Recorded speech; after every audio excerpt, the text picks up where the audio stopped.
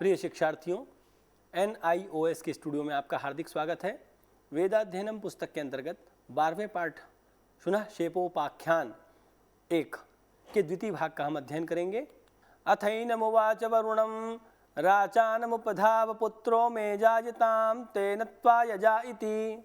इसके पश्चात नारद ने हरिश्चंद्र को कहा, भवान राज्ञः वरुणस्य निकटे प्रार्थयतु। आप जो है वरुण भगवान से प्रार्थना कीजिए कि मम पुत्र अजायताम तेन अहम त्वाम उद्दिश्य यागम करिष्यामि, कि मुझे पुत्र प्रदान कीजिए।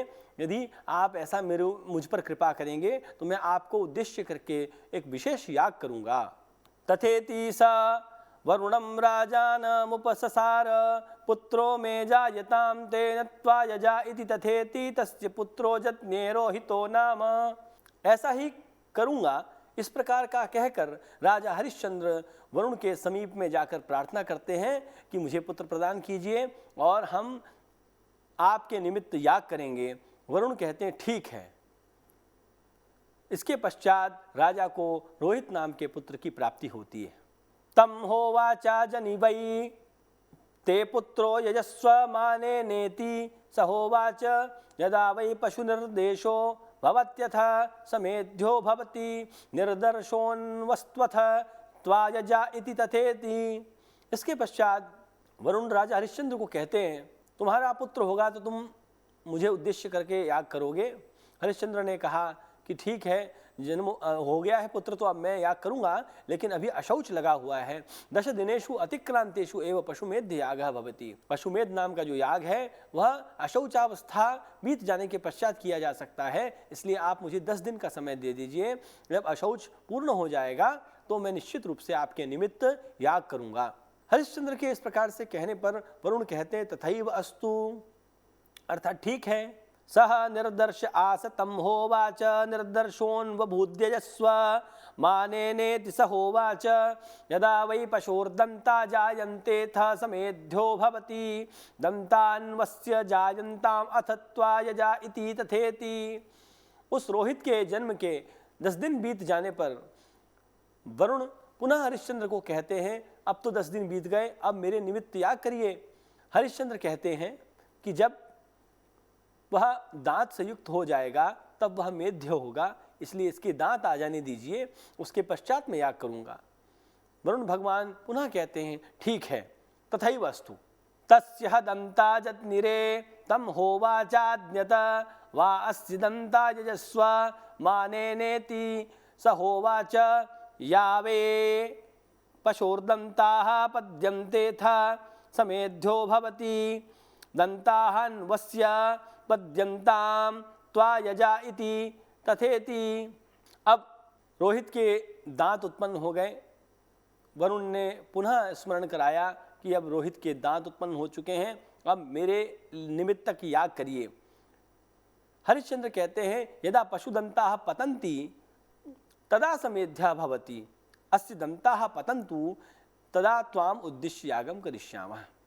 वरुण कहते हैं तथैव अस्तु, अर्थात राजा हरिश्चंद्र पुनः एक बहाना बनाते हैं और कहते हैं कि अभी इसके दांत जो हैं गिर जाने दीजिए, फिर जो दूसरे दांत आएंगे, जब दांत गिर जाएंगे तब ये पवित्र हो जाएगा और जब मेध्य होगा तभी मैं आपको अर्पित कर सकता हूँ।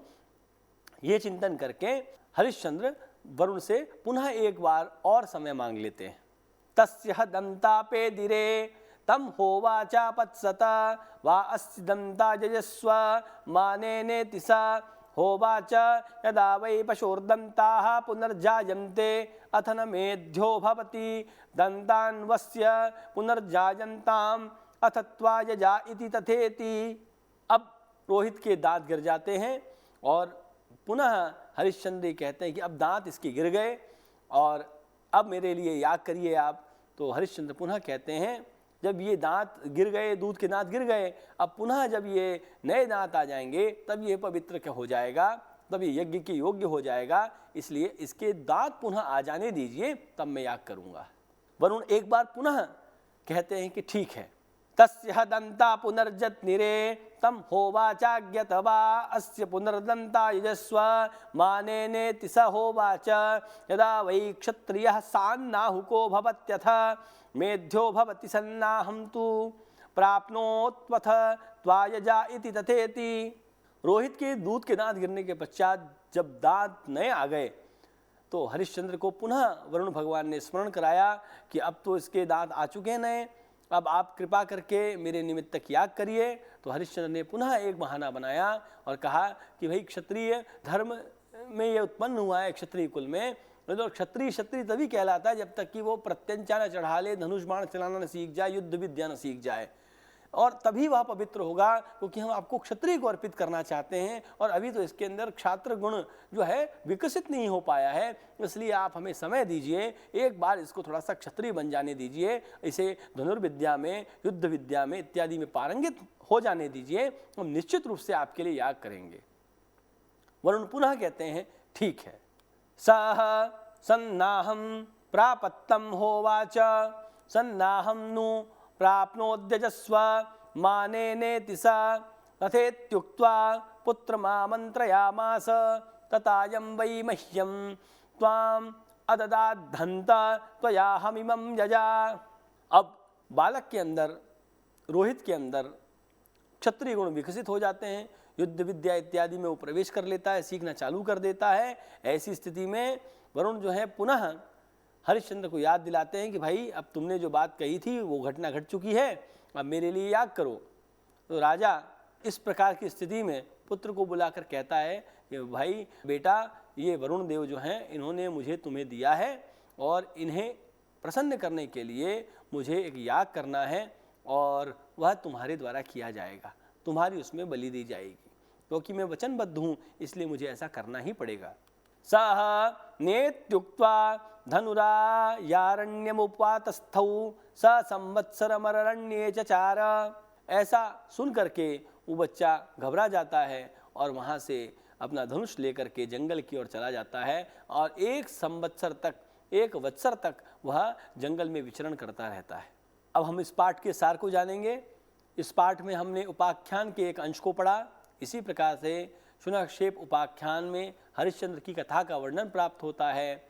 यहाँ पर हरिश्चंद्र जो है उसकी 100 पत्नियाँ थीं, उसके कोई पुत्र नहीं था और एक बार उसके घर पे नारद ऋषि आए तो उन्होंने उससे मार्ग पूछा कि प्रभु ये बताएं कि किस प्रकार से मैं पुत्रवान हो सकता हूँ और पुत्रवान होना क्यों जरूरी है। 10 कथाओं के माध्यम से नारद जी हरिश्चंद्र को स्पष्ट करते हैं कि क्यों पुत्र का होना जरूरी है। पुत्र के महात्म्य को जानकर वह उपाय बताते हैं कि इसके निमित्त आपको जो है वरुण देवता से प्रार्थना करनी चाहिए कि आप उनके को प्रसन्न करने के लिए उनके निमित्तक याग करेंगे, निश्चित रूप से आपको सफलता प्राप्त होगी।